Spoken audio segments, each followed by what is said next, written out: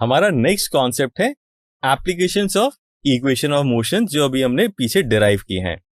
अब हम इनको यूज करने से पहले एक कॉन्सेप्ट और देख लेते हैं जिसका नाम है फ्री फॉल। जब हम किसी ऑब्जेक्ट को नीचे गिराते हैं तो उसकी स्पीड लगातार बढ़ती जाती है, क्योंकि पृथ्वी के नजदीक का हर ऑब्जेक्ट पर एक ग्रेविटेशनल फोर्स लगता है और इसके कारण ऑब्जेक्ट नीचे की तरफ कांस्टेंट एक्सेलरेशन से एक्सेलरेट करता है। इसे हम ग्रेविटेशनल एक्सेलरेशन भी कहते हैं और इसे जी से डिनोट किया जाता है और इसकी वैल्यू जी 9.8 मीटर पर सेकेंड स्क्वायर होती है।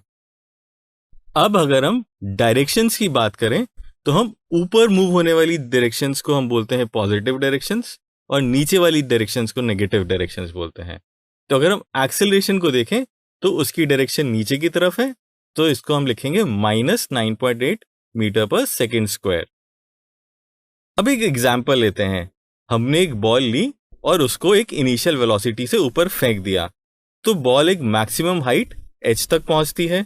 तो अगर इस ऑब्जेक्ट की इनिशियल वेलोसिटी हम 5 मीटर पर सेकेंड बोलें तो हम बोलेंगे कि ये +5 मीटर पर सेकेंड है, क्योंकि बॉल ऊपर की तरफ थ्रो की गई है। अगर हम इसके एक्सेलरेशन के बारे में बात करें तो एक्सेलरेशन हमेशा नीचे की तरफ लगता है, ग्रेविटेशनल एक्सेलरेशन, तो हम बोलेंगे acceleration is -9.8 metre per second square. अब हमें इस बॉल की मैक्सिमम हाइट फाइंड करनी है कि जो ये अचीव करेगी, और हमें यह भी फाइंड आउट करना है कि जब वो ग्राउंड पे आएगी तो उसकी फाइनल वेलोसिटी क्या होगी, और total time of motion, that means ball के ऊपर जाने का और ऊपर से नीचे आने का टोटल टाइम हमें फाइंड आउट करना है। अब हम बॉल की मैक्सिमम हाइट निकालते हैं। तो बॉल का मोशन देखें तो वो मैक्सिमम हाइट पे ऐसा होगा। मैक्सिमम हाइट पे बॉल की जो वेलोसिटी होगी वो 0 होगी। अगर उसमें थोड़ी सी भी वेलोसिटी बची होती इस पॉइंट पर तो वो और ऊपर मूव करती रहती। तो we can say at maximum height velocity is equal to 0। अब यहां पर हमें इनिशियल वेलोसिटी पता है, फाइनल वेलोसिटी पता है और एक्सेलरेशन पता है। तो हम थर्ड इक्वेशन ऑफ मोशन को यूज करके हम बॉल का डिस्प्लेसमेंट या हाइट निकाल सकते हैं। तो v है वो 0 है, u है 5 मीटर पर सेकेंड, g है -9.8 पर सेकेंड स्क्वायर। सॉल्व करेंगे तो हमारे पास h की वैल्यू आ जाएगी 1.28 metres. That means it will travel to a height of 1.28 metres. अब हम क्वेश्चन का सेकेंड पार्ट सॉल्व करते हैं कि बॉल की फाइनल वेलोसिटी क्या होगी। अगर हम बॉल का मोशन देखें तो वो ऊपर गई और ऊपर से नीचे आई, तो हम कहेंगे for final velocity ball will be eight ground. That means इसका जो डिस्प्लेसमेंट होगा वो 0 हो जाएगा, बॉल जहां से चली थी वहीं से आ जाएगी वापस। So from third equation of motion v² is equal to u² plus 2x, हमें पता है u की वैल्यू पता है एंड डिस्प्लेसमेंट x इज 0, तो v² इज इक्वल टू 5²। तो v की वैल्यू आ जाएगी ±√25। अब यहां पे हमें सोचना है कि हमें v की वैल्यू +5 लेनी है या -5। क्योंकि बॉल नीचे आ रही है तो we can say it is moving in the negative direction, तो हम -5 मीटर पर सेकेंड इसका आंसर बोलेंगे। अब अगर हम मैग्नीट्यूड ऑफ वेलोसिटी देखें बॉल को थ्रो करने के टाइम पे और जब बॉल वापस नीचे आई तो दोनों केस में 5 है, तो हम कह सकते हैं बॉल जिस स्पीड से ऊपर गई थी उसी स्पीड से नीचे आई है। अब हमें क्वेश्चन का थर्ड पार्ट निकालना है which is total time of motion. तो देखते हैं बॉल के मोशन को। एक बार बॉल ऊपर गई और ऊपर से नीचे आई, तो इस पूरी जर्नी का हमें टोटल टाइम निकालना है। तो जब बॉल नीचे आती है तो उसकी वेलोसिटी है -5 मीटर पर सेकेंड, और इनिशियल टाइम पे time t is equal to 0 पे जब उसको प्रोजेक्ट किया था तो थी +5 metre per second. So from first equation of motion v is equal to u plus 80 हम लिख सकते हैं v is -5, u is +5, acceleration is -9.8 metre per second square. तो इससे हमें टाइम t की वैल्यू मिल जाएगी 1.02 सेकेंड्स।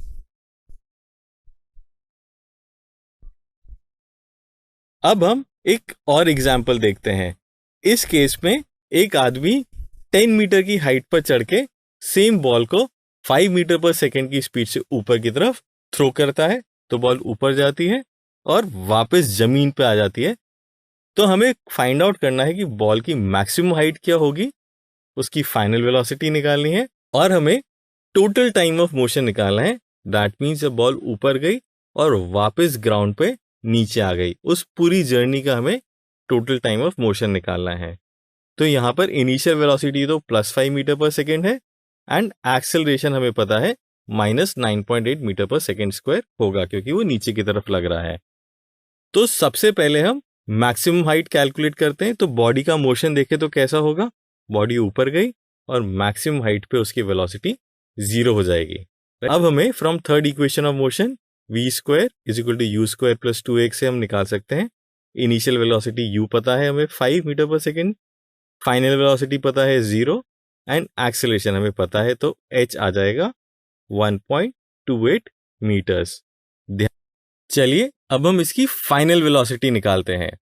तो फाइनल वेलोसिटी निकालने के लिए बॉल का मोशन देखें तो इस तरह से होगा, बॉल फाइनली ग्राउंड पे आ जाती है तो ग्राउंड पे इसका डिस्प्लेसमेंट -10 मीटर होगा बिकॉज बॉल को एक सर्टेन हाइट से फेंका था, अब वो उस हाइट से नीचे की तरफ आ गई है तो इसका नेट डिस्प्लेसमेंट जो है वो -10 मीटर है। From third equation of motion हम वापस लिख सकते हैं v² = u² + 2x। u हमें पता है 5 मीटर पर सेकेंड, a हमें पता है -9.8 एंड डिस्प्लेसमेंट भी हमें यहाँ पे पता है -10 मीटर्स। तो वेलोसिटी जो आएगी फाइनली वो आएगी -13.07 मीटर पर सेकेंड।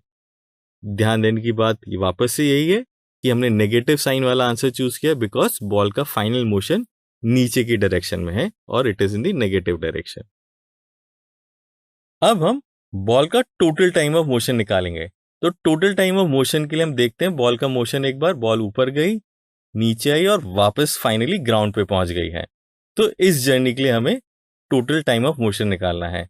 तो जब बॉल ग्राउंड पे पहुंचती है तो उसकी फाइनल वेलोसिटी अभी हमने पिछले पार्ट में निकाला -13.07 मीटर पर सेकेंड है। सो from first equation of motion v = u + at, हमारे पास v पता है, u पता है एंड एक्सेलरेशन पता है तो हम टाइम निकाल सकते हैं 1.84 seconds. That means ball 1.84 seconds के बाद जमीन पर पहुंच जाएगी। तो चलिए अब इस बॉल का VT ग्राफ ड्रॉ करते हैं। तो हम देखें बॉल पहले ऊपर जाती है, वेलोसिटी 0 होती है और वो नीचे आती है विद अ नेगेटिव वेलोसिटी। तो बॉल के इस पूरे मोशन का ग्राफ कुछ इस प्रकार से दिखता है। अब आपको समझाते हैं कि ये ऐसा क्यों दिख रहा है।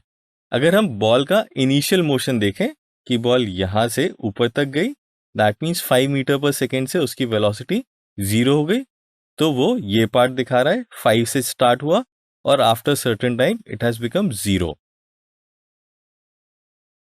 नेक्स्ट पार्ट जो है ये ग्रीन पार्ट, ये दिखा रहा है कि बॉल की वेलोसिटी 0 होने के बाद बढ़ रही है but in a negative direction. आप देख सकते हैं बॉल इस हाइट के बाद जब वेलोसिटी 0 हो जाती तो नीचे नीचे आते आते थे उसकी वेलोसिटी -13.07 मीटर पर सेकेंड हो गई थी एंड वो कितने टाइम में हो गई थी, 1.84 सेकेंड में। So overall interpretation is this कि बॉल की वेलोसिटी 0 तक जाती है एंड 0 के बाद वो नेगेटिव डायरेक्शन में बढ़ती जाती है। Application of equations of motion को और कंटिन्यू करते हैं और उसको एक अलग फॉर्म में यूज करते हैं। आप सभी ने साइकिल चलाई होगी या कुछ लोगों ने बाइक भी चलाई होगी, साथ में आप लोग कार में भी बैठे होंगे। तो आपने देखा होगा जब भी हम ब्रेक लगाते हैं तो हमारा जो व्हीकल होता है वो इमीडिएटली नहीं रुकता, कुछ डिस्टेंस ट्रैवल करने के बाद रुकता है। तो हम देखते हैं कि डिस्टेंस कितना ट्रैवल करेगी कोई भी बॉडी। अगर सपोज इनिशियल वेलोसिटी u है, ब्रेक लगने के बाद फाइनल वेलोसिटी जब रुकेगी गाड़ी तो 0 हो जाएगी। सो from third equation of motion v² = u² + 2x हम लिख सकते हैं फाइनल वेलोसिटी 0 है, इनिशियल u। सॉल्व करने से हमें मिलेगा x = u² / 2a। यहां से एक इंपॉर्टेंट चीज देखने की बात यह है कि x या जो डिस्टेंस है वो यू स्क्वायर के प्रोपोर्शनल है। X is proportional to u square को एक डेली लाइफ एग्जाम्पल से समझते हैं।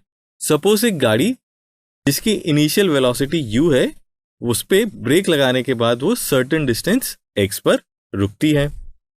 अब सेम गाड़ी सपोज 2u स्पीड से आ रही है या 2u वेलोसिटी से आ रही है, तो ये जब रुकेगी तो ये 4x डिस्टेंस ट्रैवल करेगी। इससे यह समझ में आता है कि वेलोसिटी में थोड़ा सा भी चेंज होने में, थोड़ा सा भी इंक्रीमेंट होने में स्टॉपिंग डिस्टेंस बहुत ज्यादा मात्रा में बढ़ जाता है। हमारा नेक्स्ट कॉन्सेप्ट है रिएक्शन टाइम। यहां पर आप देख सकते हैं एक जना एक स्केल को ड्रॉप कर रहा है बहुत छोटी हाइट से, और दूसरा पर्सन उसे कैच करने की कोशिश कर रहा है पर नहीं कर पा रहा है। इसका कारण है कि हमारा दिमाग किसी भी चीज को ऑब्जर्व करके, थिंक करके उसके ऊपर एक्शन लेने में थोड़ा सा टाइम लेता है। इस टाइम को हम रिएक्शन टाइम कहते हैं। चलिए अब आप लोगों की एक एक्टिविटी करनी है। इसमें आपको सामान जो चाहिए वो है एक रूलर 30 सेंटीमीटर लॉन्ग, एक दोस्त और एक ये चार्ट। इस चार्ट को आप अपनी नोटबुक पे बना लीजिए, फिर हम बताएंगे इस चार्ट को कैसे फिलअप करना है।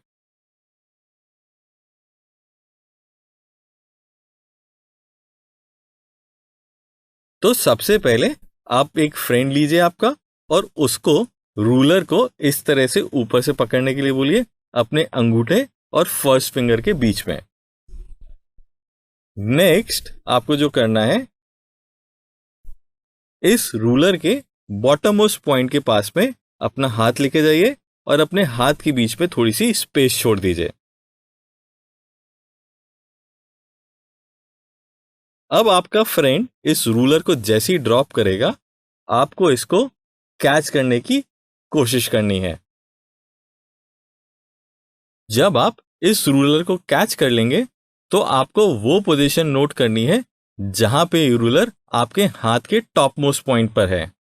इस मेजरमेंट को आपने अभी जो चार्ट बनाया है उसमें लिखना है। इस चीज को आप 2 बार और ट्राई करिए और अपना एवरेज मेजरमेंट निकालिए। जब आपने अपना एवरेज मेजरमेंट निकाल लिया है, उसको अब हम यूज करेंगे आपका रिएक्शन टाइम फाइंड आउट करने के लिए। तो देखिए कैसे करेंगे। क्योंकि रूलर फ्री फॉल करता है अंडर ग्रेविटी, तो हम लिख सकते हैं उसकी initial velocity is 0 and acceleration is -g -9.8 metre per second square. आप अपने रूलर की एवरेज रीडिंग निकाल लीजिए, उसको हम कहते हैं d। So second equation of motion से हम लिख सकते हैं x equal to ut plus half at square. जो डिस्प्लेसमेंट है उसको हम लिखेंगे d, इनिशियल वेलोसिटी 0 है, एक्सेलरेशन g है, और t को हम बोलेंगे टाइम ऑफ रिएक्शन और रिएक्शन टाइम। तो जो रिएक्शन टाइम आएगा दैट विल बी √2d/g। तो आप सबको अपना अपना रिएक्शन टाइम निकालना है। रिएक्शन टाइम का रियल लाइफ में बहुत इंपॉर्टेंस है। एक इंपॉर्टेंस तो आप देखते होंगे क्रिकेट के मैदान में, जब फील्डर्स बहुत ही कम समय में बॉल्स को कैच कर लेते हैं शॉर्ट लेग पे या स्लिप में। दूसरा इंपॉर्टेंट यूज यहां पर है कि जो ड्राइविंग करते हैं लोग, कभी अगर उनको लगता है कोई सिचुएशन, डेंजरस सिचुएशन आ रही है, तो वो कितना क्विकली उसको रिस्पॉन्स करेंगे, उतनी ही जल्दी वो उस डेंजर को अवॉइड कर सकते हैं, उसको अवॉइड कर सकते हैं। रिएक्शन टाइम जितना कम होता है उतनी ही जल्दी हम गिवन सिचुएशन पे रिस्पॉन्ड कर सकते हैं या रिएक्ट कर सकते हैं। चलिए free fall of a body पर एक प्रॉब्लम सॉल्व करते हैं। प्रॉब्लम कुछ इस प्रकार से है। A ball is thrown vertically upwards with the speed of 19.6 metre per second from the top of a tower, और ये ग्राउंड पर पहुंचती है 6 सेकेंड्स के बाद। तो हमें पता करना है इस टावर की हाइट क्या होगी। तो चलिए इसका सॉल्यूशन देखते हैं। हमें दिया है u is equal to 19.6 metre per second और इसकी डायरेक्शन अपवर्ड्स है, दैट इज पॉजिटिव। एक्सेलरेशन नीचे की तरफ रहेगा -9.8 metre per second square. x is equal to u t plus half a t square अगर इक्वेशन यूज करें तो जो डिस्प्लेसमेंट होगा वो हम निकाल सकते हैं इस इक्वेशन से। u पता है हमें, t पता है ग्राउंड तक पहुंचने का समय। इसको सॉल्व करेंगे तो हमारे पास x आ जाएगा -58.8 मीटर्स। ये जो -58.8 मीटर्स है ये डिस्प्लेसमेंट है बॉल का। तो हम लिख सकते हैं height of the tower will be 58.8 metres. अभी तक पढ़े हुए कॉन्सेप्ट्स की समरी कुछ इस प्रकार से है। हमने पहले फर्स्ट इक्वेशन ऑफ मोशन देखी v is equal to u plus a t, फिर सेकेंड इक्वेशन ऑफ मोशन देखी, फिर हमने थर्ड इक्वेशन ऑफ मोशन देखी, लास्ट में हमने रिएक्शन टाइम फाइंड आउट करना सीखा, हमने स्टॉपिंग डिस्टेंस फाइंड आउट करना सीखा। गिवन कॉन्सेप्ट्स के आधार पर आपको इन रेफरेंस क्वेश्चंस को अब घर जाके सॉल्व करना है। आई एम श्योर आप सभी इन क्वेश्चंस को बहुत ही आसानी से सॉल्व कर लेंगे। चलिए हमारा नेक्स्ट टॉपिक स्टार्ट करते हैं जिसका नाम है रिलेटिव मोशन। इस टॉपिक में हम पढ़ेंगे कि रिलेटिव मोशन क्या होता है, इक्वेशंस रिलेटिव मोशन में किस तरह से लिखी जाती हैं और रिलेटिव मोशन के एप्लीकेशन के बारे में पढ़ेंगे। तो चलिए हमारा फर्स्ट टॉपिक पढ़ते हैं which is introduction to relative motion. किसी ऑब्जेक्ट की दूसरे ऑब्जेक्ट के रिस्पेक्ट में मोशन को हम रिलेटिव मोशन कहते हैं। यूनिवर्स का प्रत्येक ऑब्जेक्ट हर समय किसी ना किसी के रिस्पेक्ट में रिलेटिव मोशन कर रहा होता है। एग्जाम्पल के लिए माना हम पृथ्वी पर कोई ऑब्जेक्ट जो कि स्थिर पड़ा है, यदि पृथ्वी के बाहर से मैं इस ऑब्जेक्ट को देखूंगा तो वह दिखेगा कि वह पृथ्वी के साथ साथ घूम रहा है। रिलेटिव मोशन को समझने के लिए एक एग्जाम्पल को देखते हैं जो आप हर रोज अपनी डेली लाइफ में देखते हैं। जब हमारी कार रोड पर स्थिर खड़ी है तो सारे वाहन तेजी से निकल रहे होते हैं। अब जैसे ही मैं कार को चलाने लगता हूं, मुझे आसपास के सेम लेन में चल रहे व्हीकल्स की स्पीड मुझे धीमी लगने लगती है। अब यदि मेरी कार की स्पीड किसी दूसरे व्हीकल के बराबर हो जाए तो ऐसा लगता है कि दोनों व्हीकल स्थिर हैं। अब यदि मैं कार की स्पीड कम कर लूं तो यह वैन कार की रिस्पेक्ट में आगे की ओर मूव होने लगती है। इसी प्रकार यदि मैं कार की स्पीड बढ़ा लूं तो यह वैन कार के रिस्पेक्ट में पीछे जाती हुई दिखेगी। चलिए रिलेटिव मोशन का एक और एग्जाम्पल देखते हैं। एक बार बैटमैन और सुपरमैन में लड़ाई हो जाती है कि कौन ज्यादा तेज उड़ता है। तो वे आयरन मैन से पूछते हैं कि तुम्हें बताना है कि हम दोनों में से कौन तेज उड़ता है। तो आयरन मैन जब आता है तो बैटमैन 50 मीटर पर सेकेंड से लेफ्ट की ओर उड़ता है और सुपरमैन 100 मीटर पर सेकेंड से राइट की ओर उड़ता है। और आयरन मैन भी 50 मीटर पर सेकेंड की स्पीड से राइट में उड़ता है। जब आयरन मैन से पूछा जाता है कि कौन ज्यादा स्पीड से उड़ रहा है तो वह कहता है कि बैटमैन ज्यादा तेज उड़ रहा है। तो क्या आप बता सकते हैं ऐसा क्यों है? इसे समझने के लिए अब हम रिलेटिव मोशन की इक्वेशंस के बारे में पढ़ते हैं। तो सबसे पहले ऑब्जेक्ट की रिलेटिव पोजीशंस के बारे में पढ़ते हैं। माना दो car A and car B x A and x B positions पर हैं। अब यदि कार बी में बैठे ऑब्जर्वर से कार ए की पोजीशन बताने को कहा जाए तो वह बताएगा कि कार आगे की डायरेक्शन में एक्स से माइनस एक्स बी पोजिशन पर है। इसे हम position of A relative to B कहेंगे एंड इसे एक्स ए बी से रिप्रेजेंट करते हैं। इसी प्रकार यदि कार ए में बैठे ऑब्जर्वर से बी की पोजीशन पूछी जाए तो वह बताएगा कि वह पीछे की तरफ position X B minus X A पर है। यह position of B relative to A है। इसे हम एक्स बी ए से भी रिप्रेजेंट करते हैं। चलिए तो हम नेक्स्ट पढ़ते हैं रिलेटिव वेलोसिटी। अब माना कि ये दो कार कांस्टेंट वेलोसिटी से स्टार्ट होती हैं, कार ए की वेलोसिटी v है एंड कार बी की वेलोसिटी vb है। अब यदि हमें बी के रिलेटिवली ए की पोजीशन बतानी है जब वह स्थिर थे, तो उस कंडीशन में x A B x A minus x B था। अब कार ए वीए स्पीड से मूव कर रही है, तो इसकी पोजीशन हम लिख सकते हैं x A is equal to x A plus v A into t. इसी प्रकार एक्स बी हम लिख सकते हैं x B plus v B into t. तो इसलिए x A B at any time t will be equal to x A plus v A t minus x B plus v B t. इसे rearrange करके हम इस प्रकार से लिख सकते हैं।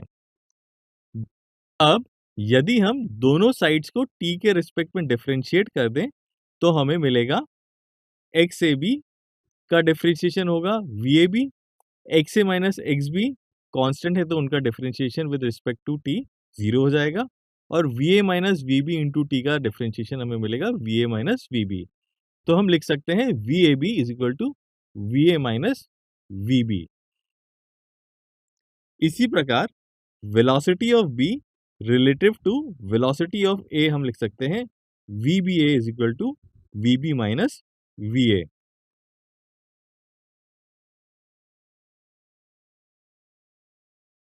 अब माना दोनों कार इनिशियल वेलोसिटी यूए और यूबी से मूव कर रही हैं, तो हम उनकी रिलेटिव वेलोसिटी यूए भी लिख सकते हैं यूए माइनस यूबी। अब सपोज कार ए का एक्सेलरेशन ए है एंड कार बी का एक्सेलरेशन ए बी है, तो हम दोनों की relative velocity u A B after time t v is equal to u plus a t का इस्तेमाल करके लिख सकते हैं, जो कि इस प्रकार से दिखेगा। यहाँ पर हमने यूए को लिख दिया है u A plus a t and u B को लिख दिया है u B plus a B into t. इसको रीअरेंज करेंगे तो हम इस प्रकार से लिख सकते हैं। अब दोनों साइड्स को टाइम टी के रिस्पेक्ट में डिफरेंशिएट करें तो हम लिख सकते हैं acceleration of A relative to B a minus a B. यहाँ पर टाइम टी के रिस्पेक्ट में डिफरेंशिएट करने पर u A minus u B 0 हो जाएगा और टी का differentiation with respect to t 1 हो जाएगा, तो हमारे पास आ जाएगा a B is equal to a minus a B. इसी प्रकार acceleration of B relative to A हम लिख सकते हैं ए बी माइनस ए। चलिए अब हम अलग अलग डायरेक्शन में मूव हो रहे ऑब्जेक्ट्स की रिलेटिव वेलोसिटी फाइंड करने का एक सिंपल मेथड सीखते हैं। अब माना 3 cars A B and C v A v B and v C velocity से मूव हो रही हैं। हमें कार ए के रिस्पेक्ट में car B and car C की वेलोसिटी फाइंड करनी है। तो इसे फाइंड करने के लिए हम कार ए को स्टेशनरी मान लेते हैं। ऐसा करने के लिए हम कार ए की वेलोसिटी के equal magnitude but opposite direction की वेलोसिटी सिस्टम के बाकी सभी ऑब्जेक्ट्स को दे देते हैं।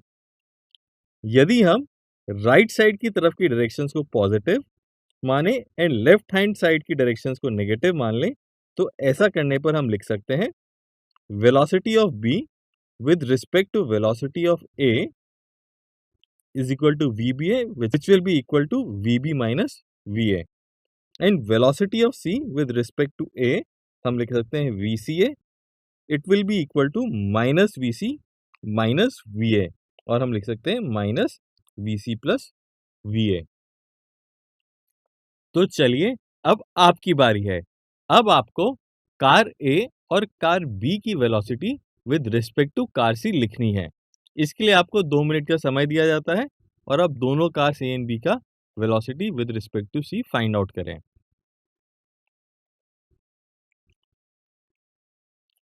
आई होप आप सभी ने रिलेटिव वेलोसिटीज लिख ली होंगी। तो हमें पता है कि रिलेटिव वेलोसिटी फाइंड आउट करने के लिए हमें जिस भी ऑब्जेक्ट के रिस्पेक्ट में निकालनी होती है रिलेटिव वेलोसिटी, उसके ऑपोजिट डायरेक्शन के इक्वल मैग्नीट्यूड की वेलोसिटी ऐड करनी होती है। तो अगर हम VC को देखें विद रिस्पेक्ट टू इटसेल्फ, तो हम देख सकते हैं हमने राइट हैंड साइड में एक VC वेलोसिटी ऐड कर दी है। अब हम VA को देखें तो उसमें भी हमने राइट हैंड साइड में एक VC वेलोसिटी ऐड कर दी है एंड VB में भी हमने राइट हैंड साइड में वेलोसिटी VC ऐड कर दिया है। तो हम VAC देखें तो वो हो जाएगा VA प्लस VC, दोनों वेलोसिटी ऐड हो जाएंगी क्योंकि सेम डायरेक्शन में है। VBC निकालें तो वो भी VB प्लस VC हो जाएगा क्योंकि दोनों वेलोसिटी सेम डायरेक्शन में है। अगर हम VC with respect to C देखें तो वो 0 आएगा क्योंकि हम देख सकते हैं यहाँ पे दोनों वेलोसिटीज ऑपोजिट डायरेक्शन में है।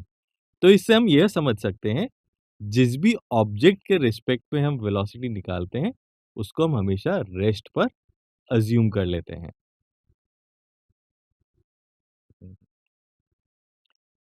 चैप्टर की शुरुआत में हमने आपको ये सिचुएशन दिखाई थी जिसमें आयरन मैन बैटमैन की स्पीड सुपरमैन से ज्यादा बता रहा था, पर एक्चुअल में सुपरमैन की जो वेलोसिटी है वो ज्यादा है। तो ऐसा क्यों हुआ है इसे हम रिलेटिव मोशन से समझ लेते हैं। तो हम आयरन मैन के रिस्पेक्ट में अगर बैटमैन एंड सुपरमैन की वेलोसिटी फाइंड करें तो velocity of Batman with respect to Iron Man होगी -50 which is equal to -100 metre per second. इसी प्रकार velocity of Superman with respect to Iron Man आएगी 100 -50 which is 50 metre per second. यहां से हम समझ सकते हैं कि ऑपोजिट डायरेक्शन में मूव कर रहे ऑब्जेक्ट्स की वेलोसिटी का मैग्नीट्यूड ऐड हो जाता है एंड सेम डायरेक्शन में मूव करने वाली वेलोसिटीज सब्ट्रैक्ट हो जाती हैं। चलिए अब हम एक केस लेते हैं। जब एक मंकी एक ट्रेन की छत पर खड़ा है and train v train velocity से मूव हो रही हो तो हम मंकी की वेलोसिटी ग्राउंड के रिस्पेक्ट में लिख सकते हैं वी ट्रेन के बराबर। अब अगर यह मंकी ट्रेन की रिस्पेक्ट में वी मंकी वेलोसिटी से ट्रेन की डायरेक्शन में ही चलने लगता है तो हम ग्राउंड के रिस्पेक्ट में इसकी वेलोसिटी लिख सकते हैं v train plus v monkey. अब यदि यह मंकी ट्रेन की ऑपोजिट डायरेक्शन में चलने लगता है तो हम इसकी वेलोसिटी ग्राउंड के रिस्पेक्ट में लिखेंगे v train minus v monkey. चलिए रिलेटिव वेलोसिटी फाइंड आउट करने पर एक प्रॉब्लम सॉल्व करते हैं। क्वेश्चन कुछ इस प्रकार से है। कार ए दिए हमको which is moving at 15 metre per second in the east direction and car B है जो कि वेलोसिटी 20 मीटर पर सेकेंड से वो भी ईस्ट डायरेक्शन में मूव कर रही है। तो हमें दोनों कार्स की एक दूसरे के रिस्पेक्ट में रिलेटिव वेलोसिटी निकालनी है। तो सबसे पहले हम डायरेक्शंस ड्रॉ करते हैं ईस्ट वेस्ट नॉर्थ साउथ। हमने यहाँ पे ईस्ट को राइट हैंड साइड में लिया है। दोनों कार्स क्योंकि ईस्ट में मूव कर रही है तो हमने उसको ग्रीन एरो से यहाँ पे दिखा दिया है। तो डेटा के हिसाब से हम लिखेंगे VA is equal to 15 metre per second and VB is equal to 20 metre per second. अब VBA होगा VB माइनस VA, तो VBA आ जाएगा हमारे पास 5 मीटर पर सेकेंड। अब अगर हम VAB निकालें तो वो होगा VA minus VB। Value substitute करेंगे तो VA माइनस VB आ जाएगा हमारे पास। इसका मतलब ये है क्योंकि VB ग्रेटर देन VA है तो हमें ऐसा लगेगा कि जो VA है वो पीछे की तरफ मूव हो रही है विद रिस्पेक्ट टू VB, इसलिए वो negative sign -5 metre per second में दिख रहा है। यहां पर हम देखें तो VBA is equal to minus of VAB है। इसका इंटरप्रिटेशन ये है कि जब भी हम दो ऑब्जेक्ट्स की एक दूसरे के रिस्पेक्ट में रिलेटिव वेलोसिटी निकालते हैं तो उसका मैग्नीट्यूड हमेशा सेम होता है पर डायरेक्शन हमेशा ऑपोजिट होती है।